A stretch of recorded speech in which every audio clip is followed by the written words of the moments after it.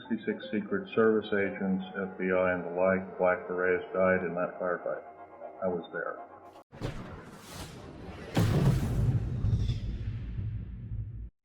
Man gets involved in a firefight with extraterrestrials. Guys, this is Phil Schneider. He was a geologist and a basically like an engineer for these classified projects in the 80s and 90s, and basically was a patriot. He was involved in a shootout with these extraterrestrials, gray aliens, in the Dulce, New Mexico base, and this is what he has to say about it.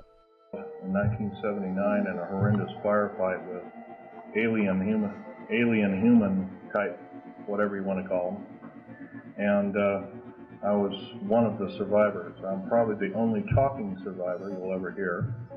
66 Secret Service agents, FBI and the like, Black Berets died in that firefight. I was there. Of all the stories of Dulce Base, one stands out as particularly incredible. Yep. In 1979, engineer and geologist Phil Schneider had an encounter that led to physical scarring and the loss of a finger and leg.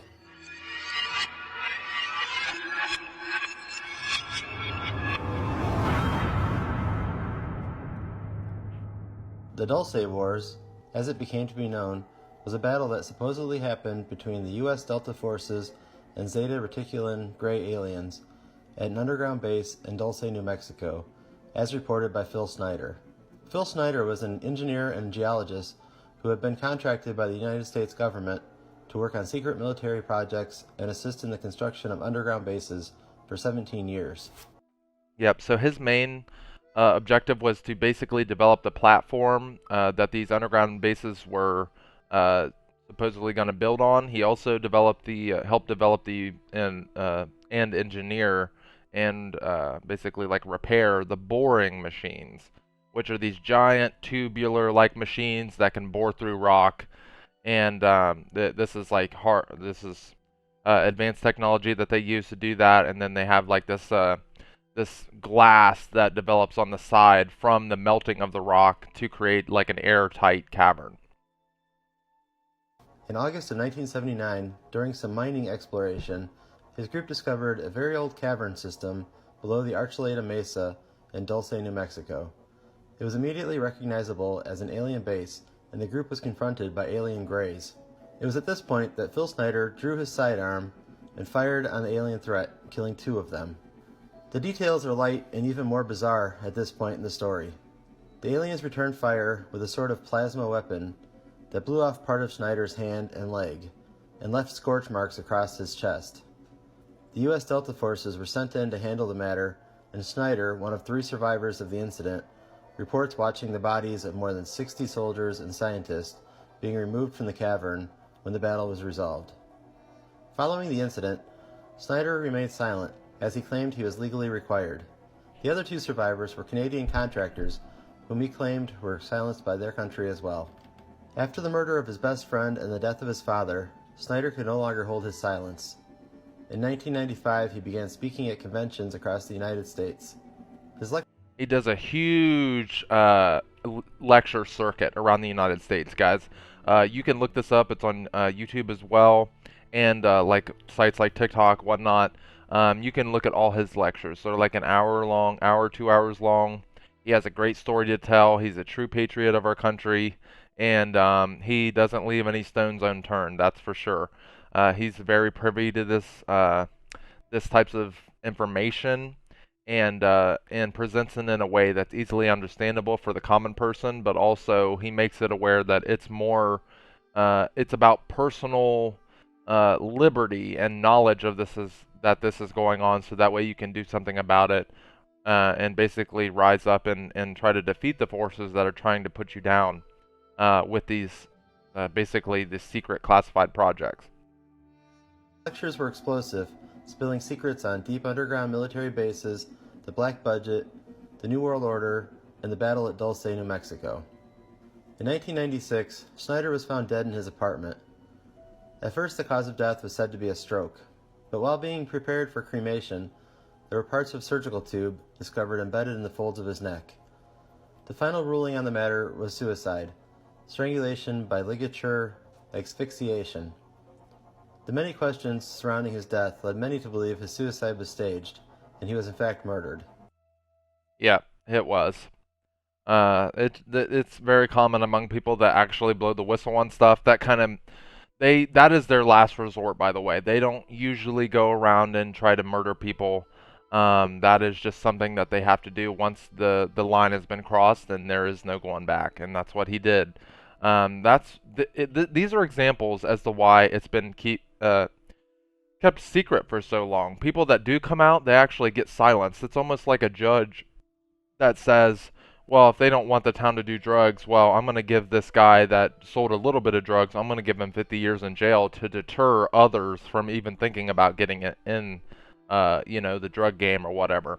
This is kind of the same thing that they're doing, except they'll just kill you. Okay? It's a very good deterrent. They'll kill you or your family, or both, which has both happened. William Cooper has also been murdered, and James Forrestal was thrown out of which is like a general in our military. He was very privy to this information. He was part of the original MJ-12, and he knew too much and wanted to speak out against it, and then he was silenced. He was thrown out of a hospital window, and that just, and then people like Phil Schneider come out, and then they get, it's the same thing over and over again, guys. They'll just do what they need to do. So that's why it's important for people to stay aware, stay vigilant, and just keep your head on a swivel. It's more important now than it's ever has been, and you can find this information. It's all out there, and it's good that the people are getting to know this stuff, because we got to protect our kids, man. We got to protect our families. We have to. Education is the way to do that. It creates a shield around you. It creates a great